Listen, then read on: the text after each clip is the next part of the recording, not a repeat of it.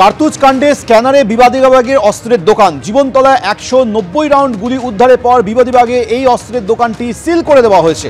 বন্দুকের দোকানের রেজিস্টারে প্রচুর গরমিল মিলেছে বলে এসটিএফ সূত্রে খবর পাওয়া যাচ্ছে। একাধিক চাঞ্চল্যকর তথ্য সামনে আসছে। বিস্তারিত বলবে আমাদের প্রতিনিধি পার্থপ্রতিম ঘোষ। এই মুহূর্তে রয়েছে পার্থ। ক্যান্সারে নেই আর ভয়, NCRI এ হবে এর জয়। আপনাদের ভরসা নেতাজি সুভাষচন্দ্র বোস ক্যান্সার হসপিটাল। দেখো, তুমি দেখেছো যে গতকালকে জীবনতলা থেকে 190 রাউন্ড কার্তুজ উদ্ধার হয় এবং যেমনটা জানা যায় সেই কার্তুজ কিন্তু একেবারে অর্ডিন্যান্স ফ্যাক্টরি থেকে তৈরি হওয়া।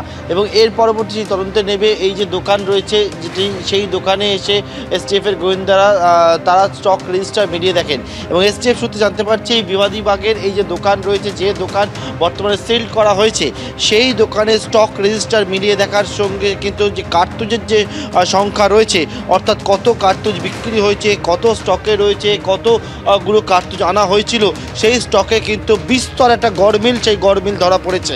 এবং সেখানে তদন্তকারীরা মনে করছেন যে এইখান থেকে এই যে গরমিলটা ধরা পড়েছে কার্তুজের স্টকে, সেই অনুযায়ী কিন্তু যখন রাজ্যের বিভিন্ন জায়গায় যারা দুষ্কৃতী রয়েছে তারা আর্মস বিভিন্ন জায়গা থেকে নিয়ে আসলো, সেই আর্মসের মধ্যে যে কার্তুজ ব্যবহার করছে তারা, সেই কার্তুজ কিন্তু এইখানে যে এই দোকানের নামে যে কার্তুজ ইস্যু হচ্ছে, সেই কার্তুজ এই স্টক থেকে গরমিল করে দুষ্কৃতীদের কাছে পাঠিয়ে দেওয়া হতো টাকার বিনিময়ে, তেমনটাই কিন্তু তদন্তকারী জানতে পারছে। ইতিমধ্যে তুমি দেখেছো যে এই দোকানের একজন কর্মী দীর্ঘদিন ধরে তিনি কাজ করতেন, যেমন দোকানের মালিক বলেছেন যে 20 বছরের ওপরে কাজ করতেন সেই কর্মী জয়ন্ত দত্ত, নদিয়া শান্তিপুরের বাসিন্দা, তাকে গ্রেপ্তার করা হয়েছে এবং তারপরে এসটিএফের গোয়েন্দারা এই দোকানে আসেন।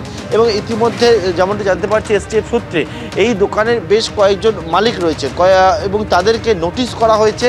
অন্যদিকে যারা এখানকার অন্যান্য কর্মচারী রয়েছে তাদেরকেও নোটিশ করা হয়েছে এবং সেই নোটিশ করে কালকে তাদেরকে এসটিএফের যে দপ্তর রয়েছে, সেই বেঙ্গল এসটিএফের দপ্তর, সেই দপ্তরে হাজির হওয়ার জন্য নির্দেশ দেওয়া হয়েছে। কারণ এসটিএফের দাবি যে এই ক্ষেত্রে তারা তদন্তে নেবে বিস্তর একটা গরমিল লক্ষ্য করেছেন এবং সেই জন্য তারা মনে করছেন যে এই দোকানের যারা অন্যান্য কর্মচারী রয়েছেন বা দোকানের মালিক রয়েছে তাদেরকেও কিন্তু গোয়েন্দা স্ক্যানারের মধ্যে রেখেছেন এবং সেই জন্য তাদেরকে তলব করা হয়েছে।